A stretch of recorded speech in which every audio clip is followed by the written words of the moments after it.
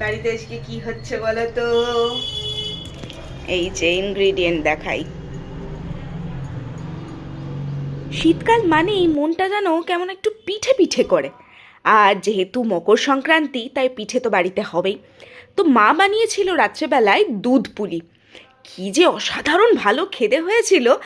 আর এই যে গুড় দিয়ে পুরোটা বানিয়েছিল, স্বাদটা আর একটু এনহ্যান্স করার জন্য দিয়েছিল অল্প এলাচ গুঁড়ো। শীতকালে না এটাই মজা, তাই না বলো? অনেক কিছু ভালো মন্দ খাওয়া যায়। একদমই তাই। স্পেশালি পিঠে পার্বণ। কালকে তো আমাদের পৌষ সংক্রান্তি, তার আগে আজকে আমাদের পিঠে উৎসব। কালকে রোদে পিঠ দিয়ে পিঠেগুলো খেতে হবে। আজকে খাবার যেটা বাঁচবে সেইগুলো কালকে খাওয়া ভালো।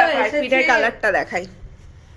ও একদম পুরো মানে গুড় দেওয়া হয়েছে বলে না, সাদা কালারটা চেঞ্জ হয়ে এত সুন্দর হয়েছে। আর কিরকম গন্ধ বেরিয়েছে।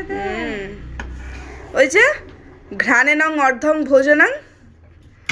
সেই সঙ্গে মা নারকেলের পুর দেওয়া সেদ্ধ পিঠেও কিন্তু বানিয়েছিল। দিয়েছি মন বাসর শয়নে চোখে ডাকি।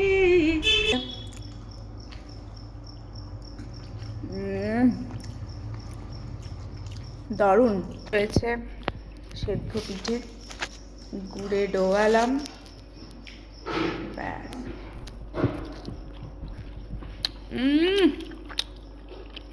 দারুণ ব্যাপার। জমে ক্ষীর।